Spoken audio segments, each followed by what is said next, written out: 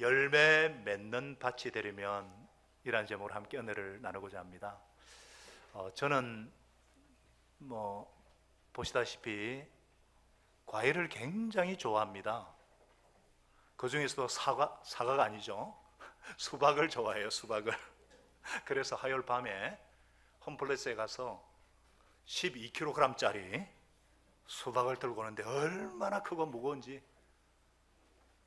당분은 얼마나 뛰어난지, 수요일날 우리 동북 지역 모임에서도 먹고도 남았고, 금요일 또 목사님들과 모임에서도 남았고, 지금도 냉장고에 남아있어서 제 마음이 얼마나 뿌듯하고 기쁜지 몰라요.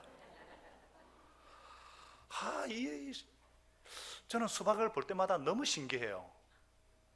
아니, 그 작은 씨가 뿌려지고 싹이 나고 자라서 어떻게 그 가나다란 줄기에 그렇게 커다란 큰 수박 덩어리 열매가 맺히는지 신비로워요.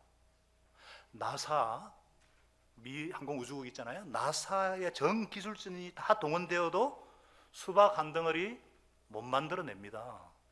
여러분, 신기하지 않습니까? 하나님이 아니면 할 수 없는 일이에요. 이 수박, 이 열매도 우리를 기쁘게 하는데, 저와 여러분의 삶은 어떠세요? 열매 맺는 삶을 살고 계십니까?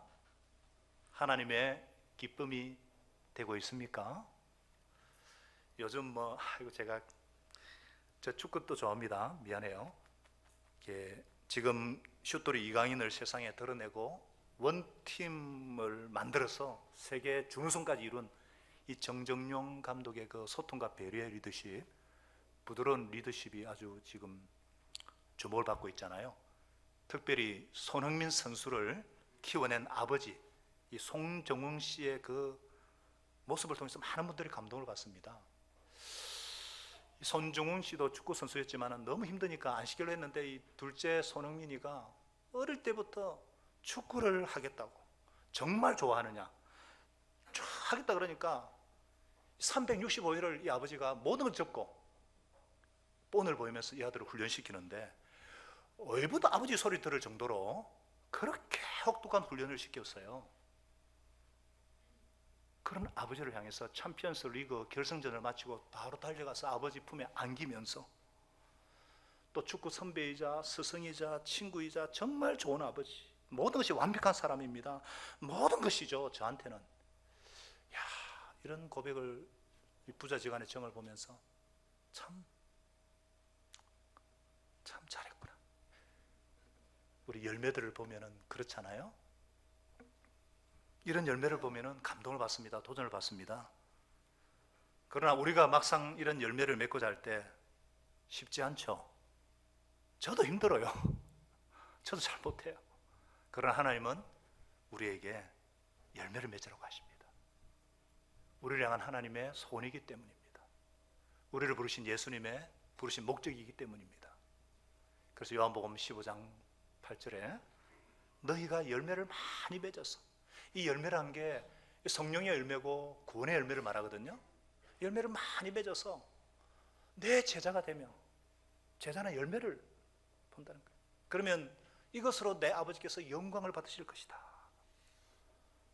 정말 우리 개인의 삶과 생업과 가정과 사회 현장에서 이 예수님을 닮은 인격의 그 열매, 생명 구원의 열매, 전도의 열매가 가득해서 정말 예수 제자답게 하나님 아버지께 영광을 돌리기를 원하십니다. 그럼 어떻게 하면 될까요? 오늘 본문에 보니까 예수님께서 비결을 가르쳐 주셔요. 오늘 본문 마태복음 13장은 천국의 비밀에 관한 7가지 예수님의 비유 중에 오늘 우리가 살펴볼 본문은 첫 번째 비유죠.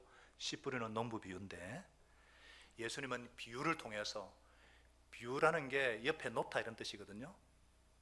그러니까 천국의 비밀을, 눈에 보이지 않는 천국의 비밀을 눈에 보이는 현실의 세계, 일상에 일어나는 것들과 견주어서 쉽게 가르쳐 주시는 거예요. 여러분, 비유의 핵심은 뭐냐? 하늘나라는 어떤 원수의 방해와 박해 가운데서도 강력하게 확장되고 있다. 하늘나라는 성령의 능력으로, 십자가 부활의 권능으로 침노하고 있다. 하나님의 말씀은 강한 생명력과 번식력이 있어서 좋은 땅에 뿌려지면 100배, 60배, 30배 열매가 있다. 이것이 주님의 말씀의 핵심이에요. 격려의 말씀이죠. 응원의 말씀이에요. 올해도 벌써 6월이 지나갔는데 아이고 올해도 벌써 상반기가 지나버렸네. 이게 아니라 아직 절반이나 남아있네. 희망을 보여주는 것입니다. 기죽지 말라는 거예요. 최소한 우리가 생命 공부하셨지만은 4명 중에 1명은 좋은 밭이다 이 말도 되잖아요. 그래서 우리가 열매 맺는 삶을 살려면 어떻게 하면 될 것인가? 어떻게 하면 될까요? 첫째로 내가 어떤 밭인지 깊이 생각하라. 다 같이요. 내가 어떤 밭인지 깊이 생각하라. 이게 무슨 말입니까? 밭의 상태에 따라서 열매가 다르다는 것입니다. 이 씨 뿌리는 비유는 그 당시 중동 지방에 흔히 행해지는 농사법이에요. 보통 2가지 법이 있거든요. 사람이 그냥 지나가다가 이렇게 확 뿌리는 경우가 있고, 또 구멍 뚫린 통에 씨를 담아서 달구지에 싣고 막 뿌리니까 이곳저곳에 씨가 떨어집니다. 더러는 길가에, 더러는 돌짝밭에, 더러는 가시덤불에, 더러는 좋은 땅에 떨어졌어요. 흔히 볼 수 있는 그런 광경이에요. 그런데 이 4가지 밭 중에 열매를 맺은 밭은 옥토. 23절에 보니까 좋은 땅. 이 좋은 땅에 뿌린 씨는 말씀을 듣고 깨닫는 사람을 두고 하는 말인데, 이 사람이 분명말로 열매를 맺되, 다 같이 읽겠습니다. 몇 배요? 100배 혹은 60배 혹은 30배의 결실을 낸다. 이게 하나님 나라예요. 이 얼마나 놀라운 거예요? 100배입니다. 100배. 이윤을 100배, 이건 퍼센티지로 10,000%예요. 최소한 30배. 쪼개난 수박씨가 제 머리통 2배나 되는 그 정도로 무등산 수박이 그렇거든요. 이게 하늘나라 법칙이에요. 그래서 12절에 가진 사람은 더 받아서 차고 넘치는 것이 영적인 부익부가 하늘나라예요. 이를 위해서 가장 중요한 것이 뭔가?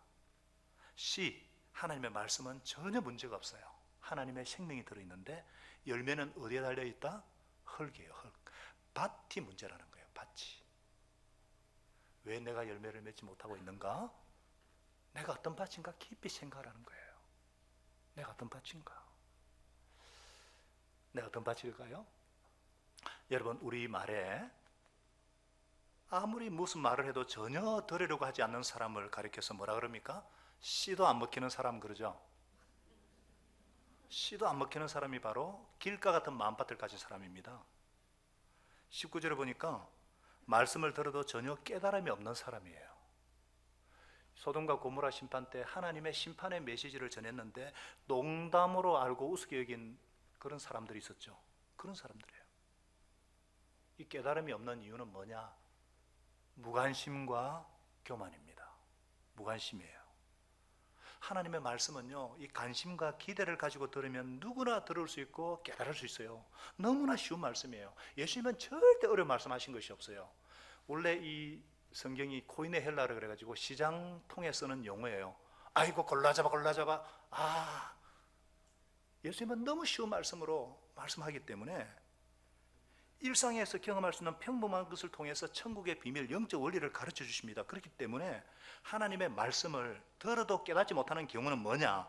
말씀이 어려워서가 아니라 들으려고 하지 않기 때문입니다.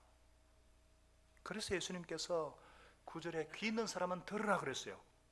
귀가 없는 사람이 있습니까? 들을 귀를 가지고 들으라는 거예요. 우리가 돈 버는 이야기나 뭐 건강해지는 얘기 그러면 자다가도 벌떡 깨는 시대 아닙니까? 그런데도 하나님의 말씀이라면요, 멀쩡하게 깨어 있다가도 졸리는 것이 우리의 솔직한 고백 아닌가요? 또 이 세상적인 지위와 부유함으로 교만한 마음을 가지고 있는 사람도 길가와 같은 사람이 되기 쉬워요. 영적으로 교만한 사람에게 나타나는 현상이 뭐냐? 설교 시간에 무표정한 자세로 팔짱을 끼고 있다가 눈을 감는, 이런 분은 19절에 보니까 악한 자, 새, 사단이 와서 말씀을 쫙 먹어버리는 거예요. 제가 예전에 그런 분을 봤어요. 우리는 그런 분이 없습니다. 이 예배를 드리는데 꼭 설교 시간만 되기 시작하면 졸기 시작하는 거예요. 이거는 설교자도 잘못되어 있지만은 악한 영의 역사라는 것을 알아야 됩니다. 또 내가 조금 전에 설교 들었는데 하나도 생각이 안 난다 하시는 분, 내가 길가가 아닌지 깊이 생각해 보셔야 돼요. 돌짝밭은 뭐냐? 자, 20절에 보니까 말씀을 들을 때 즉시 기쁨으로 받아요. 그런데 21절에 보면요, 뿌리가 없어서 오래 가지 못하고 말씀 때문에 환난이나 박해가 일어나면 곧 걸려 넘어지는 사람이다 그랬어요. 우리 주위에도 가끔 이런 분들이 있죠. 처음 교회 와가지고 교회 너무 좋아요, 분위기 너무 좋고 교인들 너무 좋아요, 마음이 아주 순수하고 그런 분이 있잖아요. 그래서 말씀도 잘 듣고 눈물 흘리기도 하고 예수님도 영접하고 세례받고 간증도 했는데 안 보여요.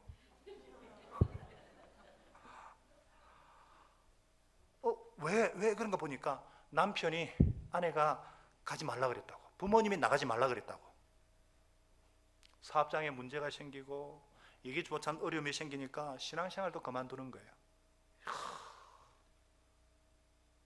여러분, 우리는 세상에 속한 자가 아니라 예수님께 속한 자거든요.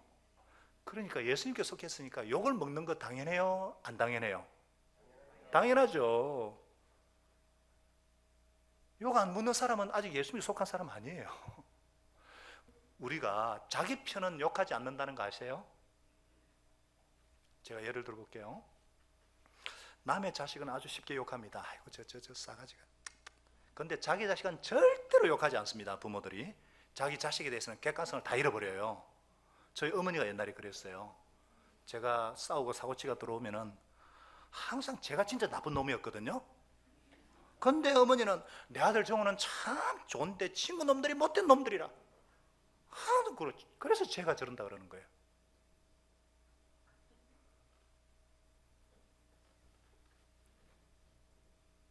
여러분, 우리가 식물이 자라는데 태양이 필요해요? 안 필요해요? 예. 신앙이 자라는데 똑같아요.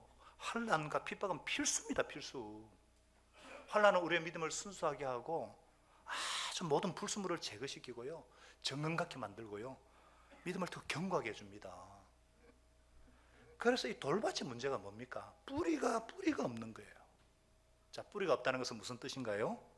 말씀에 대한 체험이 없습니다. 듣기는 좋아하는데 순종이 없어요. 그래서 말씀으로 인해서 환난이나 핍박이 막 어려움이나 닥치면은요, 정말 체험 있는 사람은 이제 내가 제대로 믿는 자 맞네. 고난이 없으면 사생자라 그랬는데 하나님은 사랑하는 자녀에게 핍박도 주신다 그랬는데 쿨하게 내가 대처해야지, 이래야 되는데, 한번 따라하겠습니다. 쿨하게 대처해야지. 환난이 오라. 안 하세요? 환난이 오라. 그 정도 돼야죠.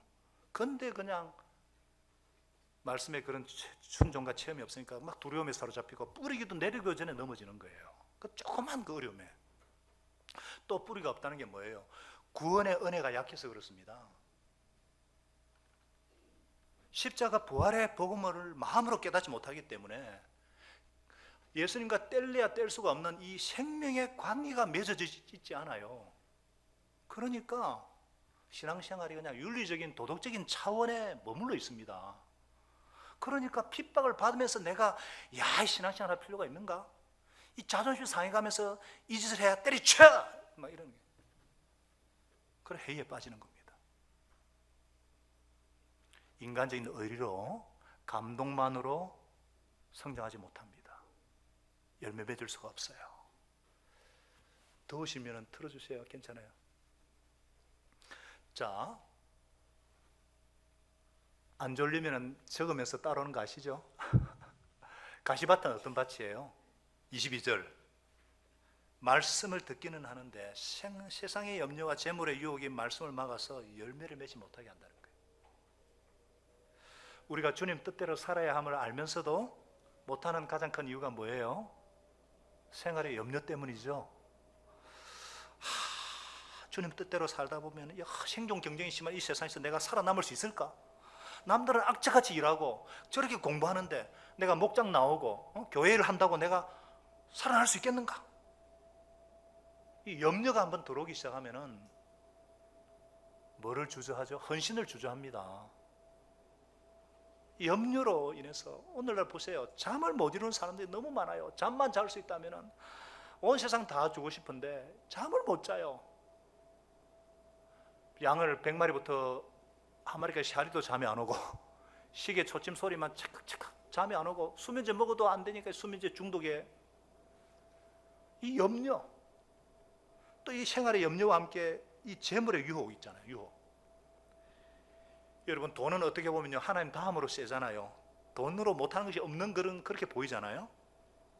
그런데요, 돈은 누군가 그런 말 했습니다. 마이티하지만 올마이티하지 않다.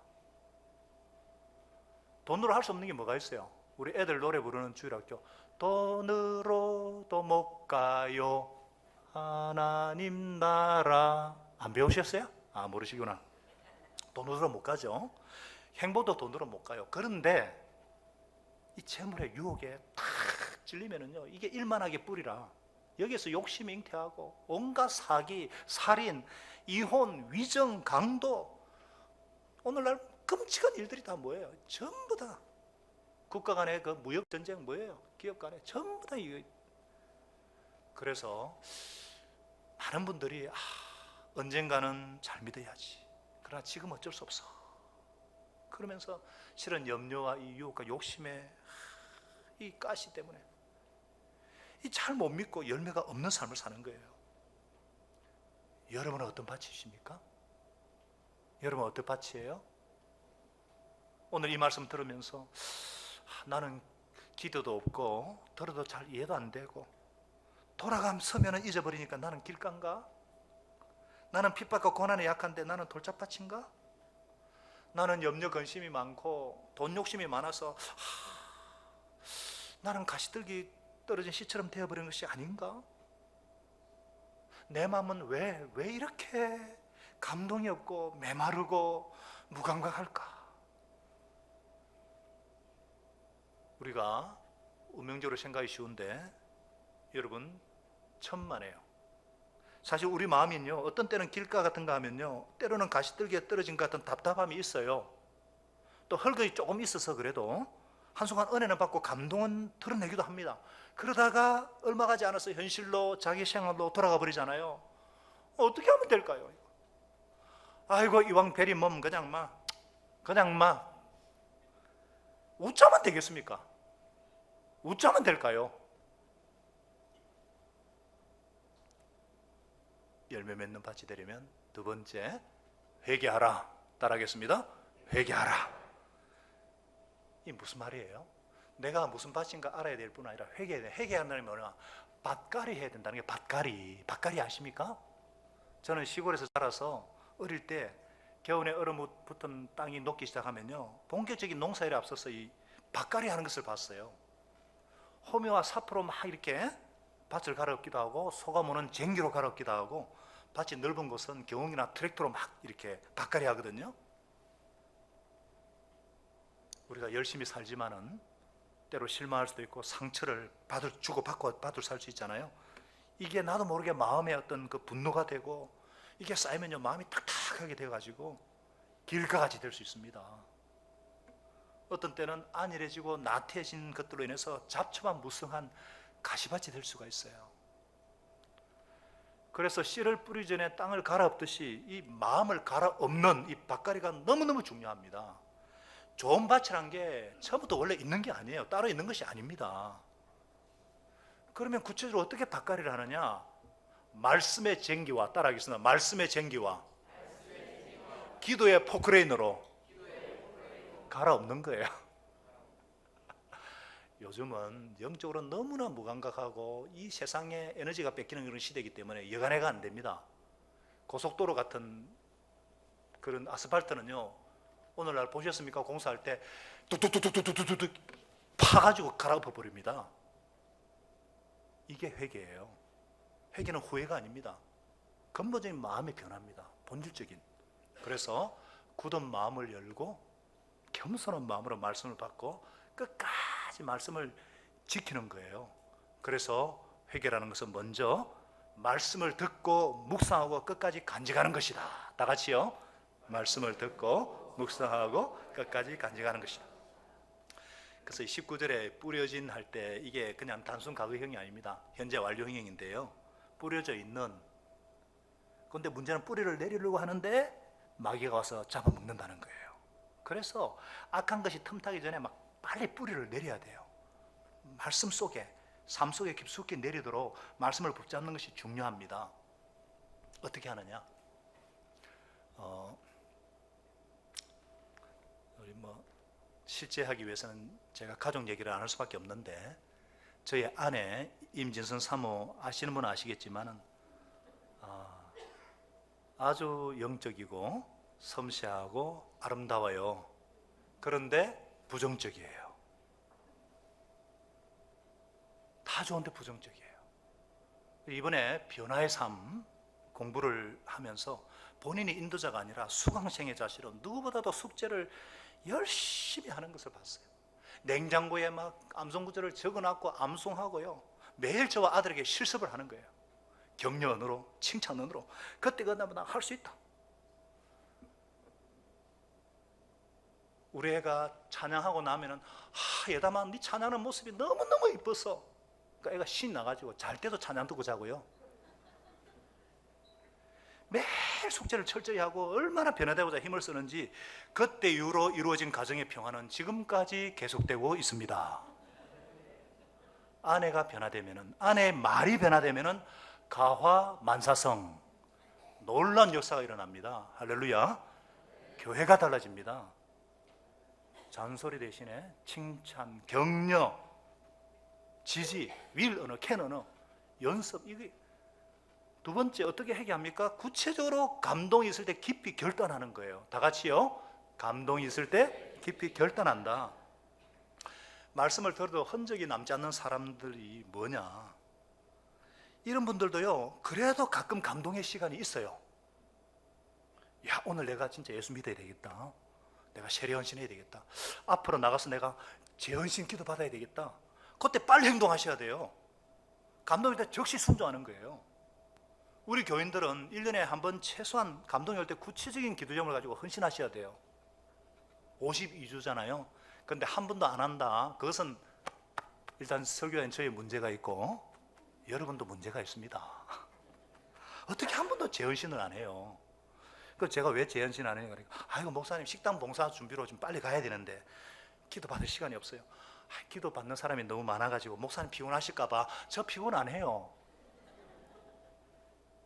목사님 마음으로 헌신하고 결단하면 돼. 앞에 나가서 또 감동 주실 때 즉시 순종해야 뿌리를 내립니다.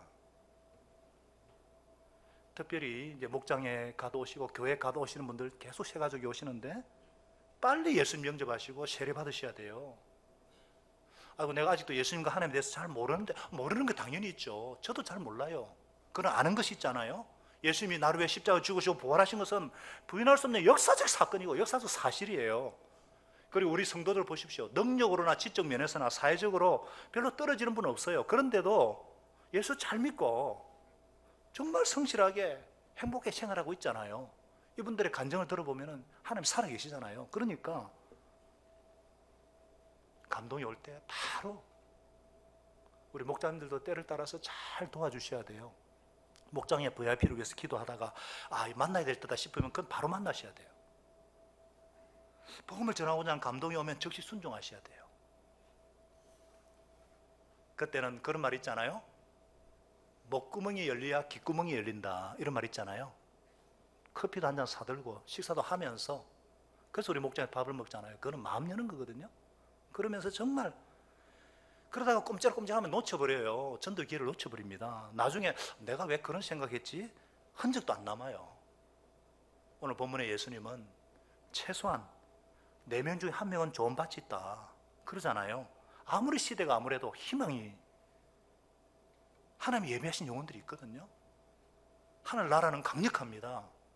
그래서 여러분들, 악한 자가 와서 쪼아먹기 전에 빨리 감동이 올 때 즉시 순종하고, 모르는 것보다 아는 것에 기초해서 결단하시고 받아들여야 할 때는 깊이 결단하셔서 마음밭에 하나님의 말씀이 심어지기를 간절히 축복합니다.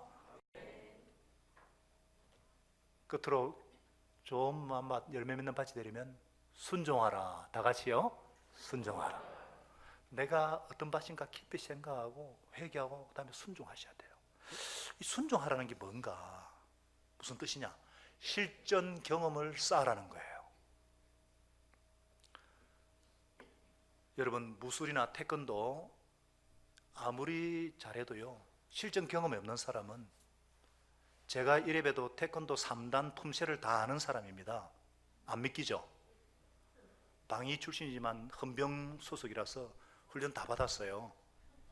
그런데 격투기를 해봐야 알지, 말짱 깡이에요. 실전 경험이 없으니까.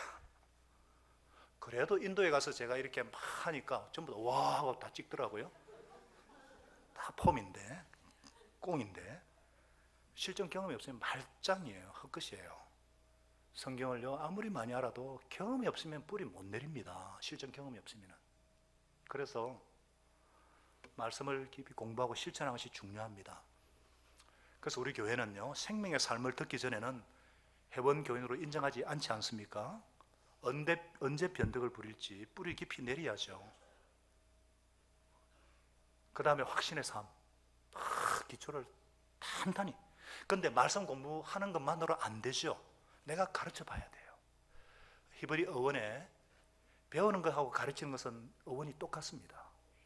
배운 말씀을 가르쳐 봐야 내 것이 됩니다. 그래서 설교 요약 부장을 하고 성경 교사를 하면은 왜 믿음이 쑥쑥 자라는가? 바로 그거예요. 내가 가르치니까.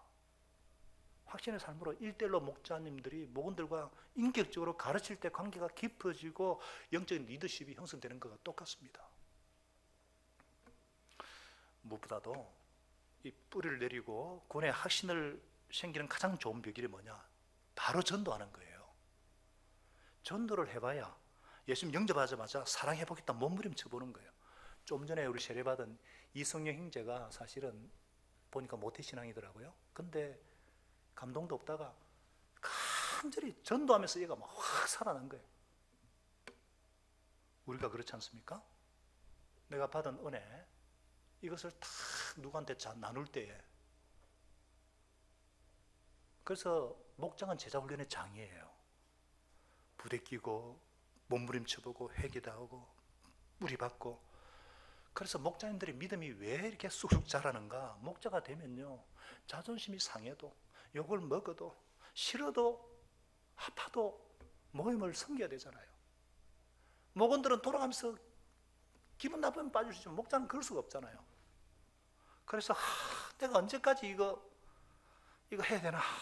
내가 이사 가든지, 이사 가기 전에 목자를 이 그만둬야 되나? 이런 실천을 통해서 정말 믿음이 자라는 거죠. 이러로는 절대로 안 됩니다. 말씀을 공부하고 실전 경험을 통해 뿌리를 내려서 열매 맺는 그런 밭이 되기를 축복합니다. 그래서 저는 입만 무성하고 말만 잘하는 분은 안 믿습니다. 열매를 봅니다. 우리 예수님도 열매 봐요. 그래서 우리가 염려 대신에 어떻게 해야 되느냐, 어떻게 순종하느냐, 실전 경험을 쌓고 다음에 우선순위를 먼저 세워야 돼요. 이게 무슨 뜻이냐? 하늘나라와 그 의에 먼저 우선순위를 둔다. 다 같이요. 하늘나라와 그 의에 먼저 우선순위를. 우리는 너무나 단순한 사실을 무시하는 경향이 있어요. 단순한 사실인가, 사실이 뭐냐면요, 우리의 에너지와 시간은 한계가 있잖아요. 그렇기 때문에 세상 일 다 하고 신앙생활 한다? 못하게 되어 있습니다. 이 세상 일이란 게 얼마나 잡초와 같아서 그냥 두어도 항상 우리의 에너지를 뽑아가고 우리의 의식세계를 지배하고 우리의 관심을 빼앗아가요. 그래서 이런 염려와 재물의 유혹에 사로잡혀서 언젠가는 믿어야지 말만 하고 열매는 못 맺어요. 우리의 정신력이나 우리의 관심도나 우리의 시간이나 재물은 한정되어 있다는 것을 아셔야 됩니다. 그대로 두면은 온갖 잡초와 세상사가 우리를 지배할 수밖에 없어요. 그렇기 때문에 이 잡초를 뽑아버리고 씨가 자랄 수 있도록 만들어야죠. 먼저 이렇게 하나님 나라 의에 포인트 두지 않으면 안 된다는 거예요. 두 가지 다 같이 못 한다는 거예요. 이거는 아주 단순한 사실이잖아요. 이를 위해서 어떤 분은요, 아침에 일어나자마자 일하기 전에 기도부터 합니다. 성경 한 장을 읽기 전에는 내가 밥을 안 먹는다, 좋아하는 커피도 안 마신다 결심한 분이 있어요. 또 심지어 금요일 저녁과 주일은 아무 약속을 안 잡는 것으로 우선순위를 딱 두어야지, 그러지 않고 하고 싶은 일 다 하고 나서 신앙생활 한다? 이거는 잡초밭에 씨를 뿌려놓고 열매 맺기를 바라는 것하고 똑같습니다. 그래서 우리 주님께서 말씀하셨잖아요. 마태복음 6장 33절에 너희는 먼저 하나님의 나라와 의를 구해라. 그리하면 먼저 우선순위를 세우면, 그러면은 실제적인 문제, 생활의 필요도 내가 책임져 주겠다. 할렐루야.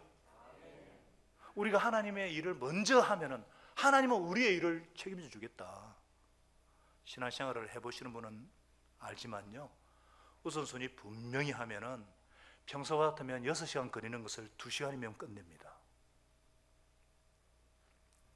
또 정말 해결되지 않는 문제, 자나 깨나 그 생만 하면 소화도 안 되고 막 자다가도 벌떡벌떡 일어나고 막 답답.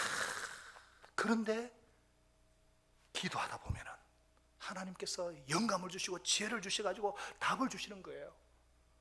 막 지혜를 주시고 막 힘을 주시고 아니면 피할 길을 주시고. 저는 우리 목자님들의 평신도 세미나 간증을 하니까 우리 성도들이 사실 다 들으면 좋은데 이 간증을 잘 듣잖아요. 우리 목자들, 장로들, 안수집사들이 얼마나 바쁩니까? 그런데도 먼저 하는 나라를 구하니까 하나님이 어떻게 삶의 현장을 축복하시는지, 제가 사실 그 들으면 얼마나 부끄러운지, 목사를 기죽이는 평신도들. 오늘 사실은 이곳에 우리 서울 다운교회 박진우 장로님, 목자님, 초원지기님이 앉아 계셔요. 이분은 수원대학교 총장님이세요. 우리 그 파라니 캠프, 청소년 캠프 강사시기도 하셔요. 토요일에 어제 일이 있어서 잠깐 오셔 우리 교회에 오셨는데, 이런 분들의 실제 삶을 들어보면요, 우리는 바쁘다는 말이 입에 쏙 들어가 버려요. 그리고는 마태복음 6장 33절에 산 증인들이시거든요. 야, 나도 저렇게 한번 살아봐야지. 우리 BCGI에 우리 목자방에는 제가 올렸지만 다 아시는 분 아시죠? 여러분, 우리가 열매 맺는 삶을 살기 위해서는요, 정말 내가 어떤 마음가짐인가 깊이 생각하고 회개하고 실전 경험을 쌓고 구체적으로 먼저 의를 구하는 순종을 통해서, 그래서 정말 우리가 처음 밭이 될 때 엄청난 열매를 주셔요. 이거는 순종으로 경험하시기를 축복합니다. 여러분, 구약의 예언자들과 의인들은요, 오실 그리스도를 간절히 사모했어요. 그러나 우리의 눈은 뭐라 그랬습니까? 16절에 지금 보고 있고, 우리에게는 지금 듣고 있으니까, 예수님의 말씀을 듣고 있으니까 얼마나 감사해요. 이 성령님의 은혜로 예수님을 나의 구세주여 주님으로 영접하고 이 십자가 부활의 복음을 듣고 우리가 가장 크게 복을 받은 사람인 줄로 믿습니다. 그 어떤 재벌도 어떤 권력가도 하나님을 아버지라 부를 수 없는데 아버지라 부르고, 이처럼 어지러운 세상 속에서도 하늘나라를 바라보고 천국 백성의 아름다운 삶을 살고 열매 맺는 삶을 살게 하시는 주님을 찬양합니다.